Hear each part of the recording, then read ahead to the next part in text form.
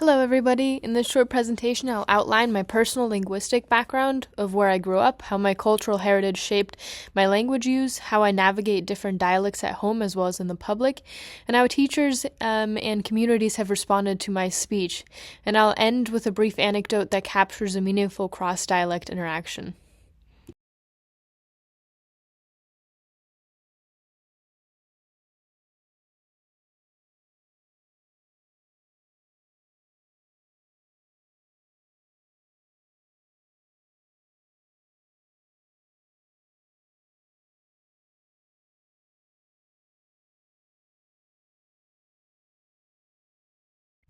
I spent my early childhood in Kleve, North Rhine-Westphalia, a rural region of Germany near the Dutch border.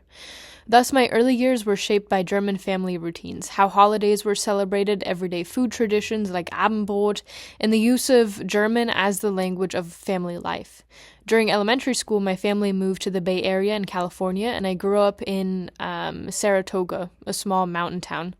Their schooling, peer interactions, and public life were entirely English dominated. Hudley and Mallinson describe cultural heritage as the everyday practices, beliefs, and communicative routines that are passed down and shape identity. From that perspective, my cultural heritage is not singular but layered. A German family tradition maintained through language and ritual, alongside a Californian social upbringing that shaped how I operate in public and institutional spaces. These parallel cultural systems continue to inform how I use language today.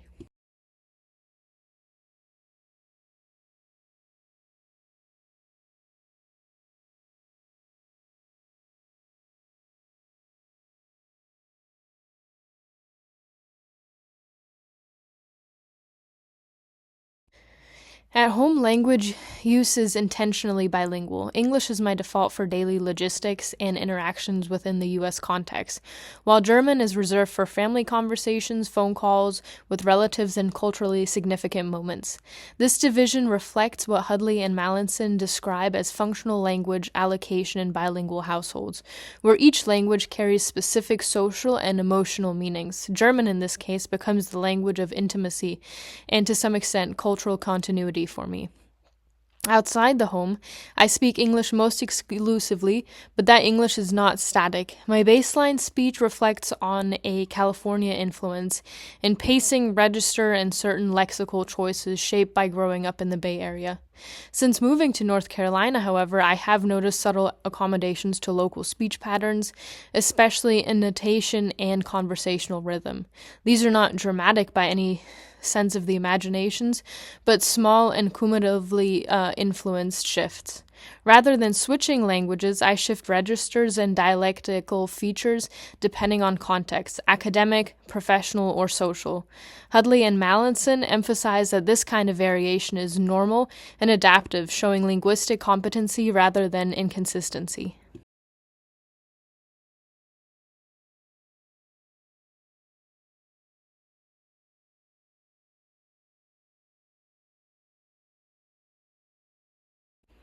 Reactions to my language use have generally been neutral to positive. Occasionally, I would say teachers or colleagues comment on a slight European accent, usually out of curiosity.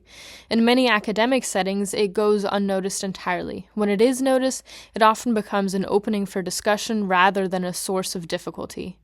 In a few cases, those moments have been productive, leading to conversations about bilingualism, educational background, or pedagogy. This aligns with Hudley and Mallinson's argument that language variations becomes a resource when it is recognized as a legitimate part of identity rather than a deviation from a norm.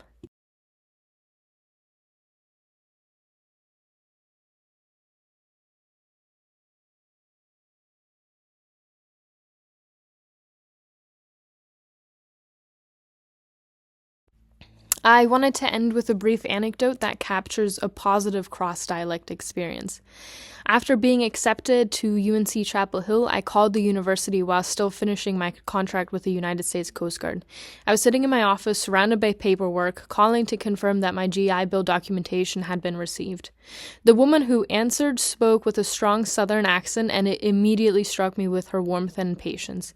She carefully walked me through the process, reassured me that everything was in order, and took time to make sure it felt supported. What stood out to me was how natural and welcoming this interaction felt, despite our different linguistic backgrounds. The conversation made UNC feel less like an institution and more like a community, even before I arrived. Linguistically, it was a moment where different dialects didn't create distance, but instead fostered trust and ease. With a small interaction, but it really shaped my early sense of belonging at Carolina.